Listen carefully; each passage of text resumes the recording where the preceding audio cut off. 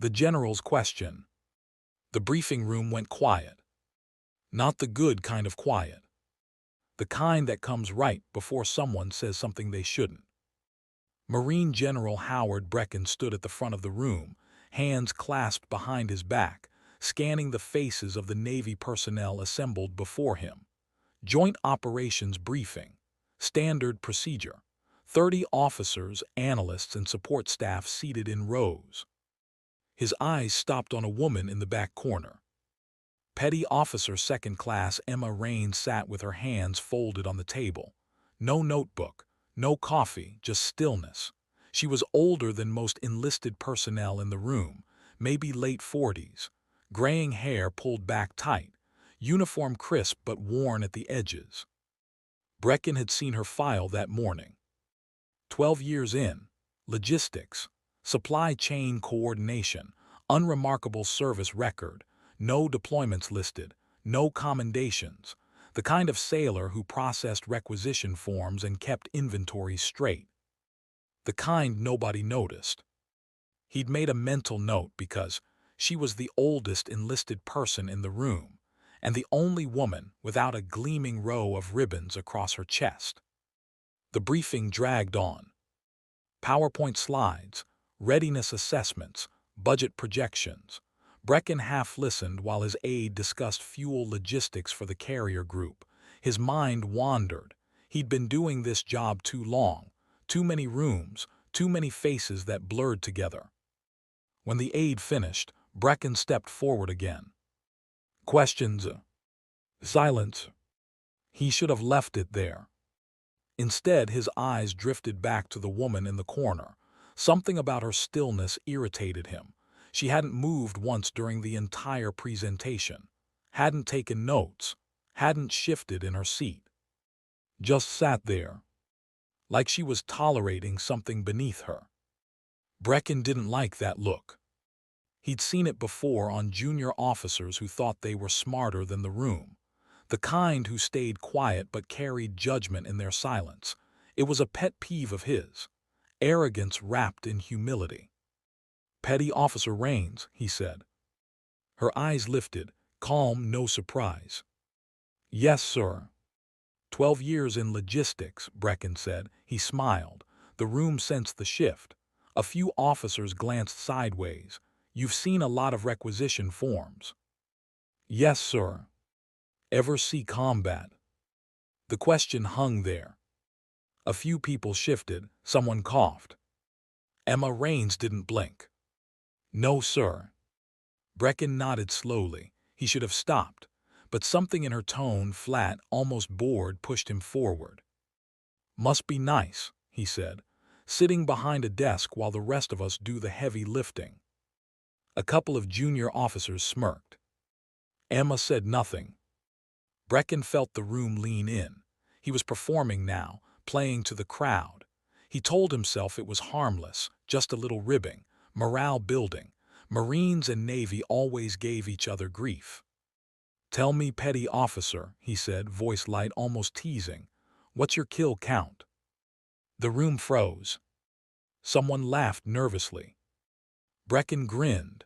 It was a joke. Everyone knew it was a joke. Kill count. Like she was some kind of operator. Like this middle-aged supply clerk had ever held a rifle outside of basic training. Emma Raines looked at him for a long moment. Then she spoke. 63, sir. The room went silent. Not the polite kind. The kind where people stop breathing. Brecken's grin faded. Excuse me. 63, Emma said again. Her voice was steady, flat, like she was reading a parts inventory. Confirmed, another 18 probable, but I don't count those. Brecken stared at her.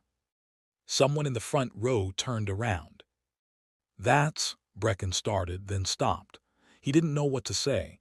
The joke had evaporated. Now he was standing in front of 30 people with his foot halfway down his throat. Emma didn't smile, didn't clarify, didn't soften it. She just sat there, waiting. Brecken felt heat crawl up his neck. He glanced at his aide, who looked just as confused. He looked back at Emma. I think there's been some confusion, he said carefully. No confusion, sir. Your file says logistics. It does. No combat deployments. That's correct. Brecken felt the room watching him now. Judging, he'd started this. He had to finish it, but he didn't know how. Then how? Permission to speak freely, sir. Brecken hesitated, then nodded. Emma stood. Slowly. She wasn't tall, maybe 5'6", thin frame, nothing physically imposing, but the way she moved made people sit up straighter. My file says logistics because that's what the Navy needed when I transitioned, she said. Before that, I wasn't Navy. Brecken's stomach dropped. What branch? I wasn't military, sir. The room leaned in. Emma's eyes didn't leave Brecken's face. I was a contractor, she said. OGA, attached to JSOC task forces in Afghanistan and Iraq, specialized role. They didn't keep many records. OGA. Other governmental agency. That was the polite term. The term people used when they meant CIA, or something adjacent, something that didn't officially exist. Brecken felt his mouth go dry. What did you do? He asked quietly. Emma paused. For the first time, something flickered across her face. Not pride, not shame. Just wait. I was a targeting analyst, sir, she said. Signals intelligence. I tracked high-value targets through communication patterns. When I found them, I passed grid coordinates to tactical teams. She stopped. The room was completely still. Sometimes the teams went in on foot, Emma continued. Sometimes they didn't. Sometimes it was a hellfire from a predator. Sometimes it was a JDAM from 30,000 feet. I didn't pull triggers, sir, but I painted the targets. Brecken couldn't move. 63 confirmed, Emma said again. Those are the ones I watched die in real time through drone feed or got battle damage assessment on within 24 hours. 18 more probable targets hit, but I never got confirmation. I stopped counting those after the first year. No one spoke. Emma looked around the room, not defiant, just tired. I did that for 6 years, she said. Then I came home, tried to sleep, couldn't, tried to work civilian jobs, couldn't, so I joined the Navy. They offered me logistics, I took it. It's quiet, I like quiet. She sat back down. Brecken stood there like a statue. Someone in the back row whispered something. Brecken didn't hear it. He opened his mouth, closed it, tried again. I apologize, Petty Officer Rains, he said. His voice sounded hollow. That was inappropriate. Emma nodded once. Understood, sir. Brecken dismissed the briefing 10 minutes later. People filed out quickly. No one looked at Emma. No one looked at Brecken. When the room emptied, Brecken sat down in the front row. His aide lingered by the door. Sir, give me a minute. The aide left. Brecken sat there in the empty briefing room and stared at the chair where Emma Rains had been sitting. 63. He thought about the times he'd joked about combat, about kills, about who'd seen what, locker room talk, bravado, the currency of military life. He thought about the men he'd lost, the faces he still saw at night. 12 Marines under his command across 2 deployments, 12 funerals, 12 families. He wore those 12 like scars. And this quiet woman in the back row, who nobody noticed, who pushed papers and processed supply orders, carried 63. And 18 more she didn't count. Brecken put his head in his hands. That night, Brecken couldn't sleep. He lay in his bunk on the base and stared at the ceiling. His wife was back in Virginia. His kids were in college. Out here, it was just him and the weight. He kept seeing Emma Rains' face. That flatness. That exhaustion. He'd seen it before. On snipers. On drone pilots. On the men and women who did the job nobody wanted to talk about at dinner parties. the ones who carried body counts that didn't fit on commendation forms. Around 0200, he got up. He walked to the personnel office and pulled Emma's full file, not the summary he'd glanced at that morning, the deep file, the one with the redacted sections and the interagency transfer paperwork. Most of it was blacked out. But there were pieces. Transfer from contractor status to military, approved by someone 3 pay grades above Brecken. Psychological evaluation, fit for service, recommended for non-combat assignment. Notes from her intake interview. Subject expresses desire for structured environment and routine. No interest in advancement. No interest in recognition. No interest in recognition. Brecken read that line twice. There was a medical note from her first year in the Navy. Insomnia, nightmares. She declined medication, declined counseling, just asked for an assignment with regular hours. They'd given her logistics. Brecken closed the file. He sat there in the empty office and felt something cold settle in his chest. Shame. The next morning, Brecken found Emma in the supply warehouse. She was counting pallets, clipboard in hand, moving methodically down rows of crates. She didn't notice him at first. Brecken watched her work. She moved with precision, not hurried, not slow, just efficient, every motion deliberate, every count double-checked. It reminded him of how EOD techs worked. Slow, careful, because mistakes had weight. Petty Officer Rains. She turned, saw him. Her expression didn't change. General. Brecken stepped closer. I wanted to apologize again, he said. Properly. What I said yesterday was out of line. Emma set the clipboard down. You didn't know, sir. That's not an excuse.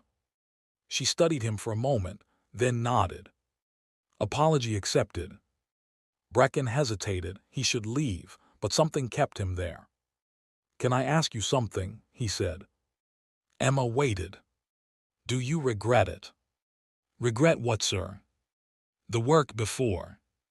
Emma looked past him, out through the warehouse doors, toward the flight line where jets sat silent in the morning sun. Every day, she said quietly. Brecken felt his chest tighten. But I'd do it again, Emma continued, because the alternative was worse. What alternative? Letting someone else carry it. She picked up her clipboard. Is there anything else, sir? Brecken shook his head. Emma went back to counting. Brecken walked away. 3 days later, Brecken was called into a meeting with a Navy captain he'd never met. The captain's name was Marks. He was older, 60s, close to retirement. He had the look of someone who'd spent decades in places that didn't make it onto official maps. General Brecken, Marks said, I heard about the incident in your briefing. Brecken stiffened. I've already apologized too. Marks held up a hand. I'm not here to reprimand you, he said. I'm here to give you context. He slid a folder across the desk. Brecken opened it. Inside were photographs, surveillance images, grainy, black and white, men in compounds, men in vehicles, men standing in doorways. Each photo had a red X marked across it. Those are some of Petty Officer Rains' targets, Marks said. The ones we can show you. Brecken stared at the images. She worked embedded with our most sensitive task forces, Marks continued. She wasn't just good, General, she was exceptional, fastest analyst we had, most accurate. When she flagged a target, it stayed flagged. He pointed to one of the photos. That man planned the bombing that killed 8 Marines in Helmand Province, Marks said. Rains found him in 48 hours. He was dead 72 hours after that. He pointed to another. That one ran an IED network that killed or maimed over 200 coalition personnel. Took us 3 years to get close. Rains broke his pattern in 6 weeks. Marks closed the folder. She saved lives, General, hundreds, maybe thousands. We'll never know the exact number, but every target she identified was one less threat in the field. Brecken sat back. Why isn't any of this in her file? Because she asked us to bury it, Mark said. When she transitioned to the Navy, she made it clear. No recognition, no medals, no fanfare. She just wanted to serve quietly. Why? Mark shrugged. Guilt maybe, exhaustion. Maybe she just got tired of being the person who decides who lives and who dies. He paused. Not everyone wants to be a hero, General. Some people just want to survive. Brecken thought about Emma standing in the briefing room. 63 confirmed. 18 probable. She doesn't talk about it, Mark said. Doesn't bring it up, doesn't use it for leverage. She just does her job, shows up, counts supplies, processes orders. And at night, I imagine she tries very hard not to think about the 63 faces she'll never forget. He stood. I'm telling you this because I don't want you beating yourself up, Mark said. You didn't know, most people don't, but now you do, so treat her with the respect she's earned. And maybe don't make jokes about kill counts anymore. He left. Brecken sat alone in the office. He thought about the men he'd lost. 12. He thought about the men Emma Raines had found. 63. And he realized something. They were both carrying the dead, just in different ways. Brecken didn't speak to Emma again for 2 weeks. Not because he was avoiding her, because he didn't know what to say. Then one afternoon, he saw her sitting alone in the chow hall. She was eating slowly, methodically, same as she did everything else. Brecken grabbed a tray and walked over. Mind if I sit? Emma looked up, surprised. It's your base, sir. Brecken sat. They ate in silence for a while. Finally, Brecken spoke. I've been thinking about what you said, he said, about letting someone else carry it. Emma set down her fork. And I think I understand now. Emma looked at him, really looked at him. For the first time, something softened in her expression. Do you, sir? Brecken nodded. I lost 12 men, he said quietly, across 2 deployments. I remember all their names. I see their faces when I close my eyes. And for a long time, I thought that made me special, like I was carrying something nobody else could understand. He paused. But you carried 63, he said. And you did it alone, in a room, watching them die on a screen. And then you came home and nobody thanked you. Nobody pinned a medal on your chest. You just kept going. Emma's jaw tightened. I wasn't looking for thanks, sir. I know, Brecken said, but you deserved it anyway. Emma stared down at her tray. For a long time she didn't speak. Then quietly, they had families, you know. Brecken frowned. Who? The targets, Emma said. Some of them, not all, but some. I'd see them in the surveillance feed, playing with their kids, eating dinner, and then I'd pass the coordinates, and the next day they'd be gone. Her voice was flat, empty. I tell myself they were bad men, she said. Terrorists, killers, and they were, I know they were, but they were also human, and I ended them. 63 times. She looked up. So no, sir, I don't want thanks, I just want to forget. Brecken didn't know what to say. So he just sat there. And for a few minutes, they carried it together. Brecken left the base 3 months later. Promotion, new assignment, Pentagon staff job, the kind of posting that meant fewer briefing rooms and more PowerPoint presentations to congressmen. Before he left, he wrote a commendation for Emma Raines. He didn't mention the 63, didn't mention OGA, didn't mention anything classified. He just wrote that she was an exemplary sailor, dedicated, professional, the kind of person who made the Navy better just by showing up. He submitted it through official channels. It was approved. Emma received her first commendation ribbon in 12 years. She wore it on her uniform. and she never mentioned it. Years later, after Brecken retired, he got a letter. It came in a plain envelope, no return address. Inside was a single sheet of paper. General Brecken, I heard you retired. Congratulations. I hope you're sleeping better. I'm still counting supplies, still showing up, still trying to forget. But I wanted you to know something. That day in the briefing room when you asked about my kill count, it was the first time anyone had acknowledged what I did, even as a joke, even accidentally. For 6 years I was invisible, I did the work, I carried the weight, and nobody said a word. Then you asked, and I answered, and for the first time someone saw me. It wasn't comfortable, it wasn't kind, but it was real. So thank you. Fair winds. Emma. Brecken read the letter 3 times. Then he folded it carefully and put it in his desk drawer, next to the list of 12 names he'd never forget. And he realized something. Some people carry the dead by remembering. Some people carry the dead by trying to forget. But they all carry. And maybe that's enough. Emma Raines retired from the Navy at 20 years. No ceremony, no fanfare. Just a handshake and a certificate.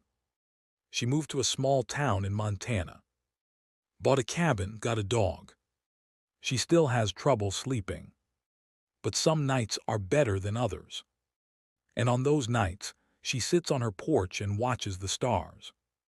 And she counts them. The way she used to count supplies. The way she used to count targets. Except now when she counts, nothing dies. The stars just keep burning. And that's enough.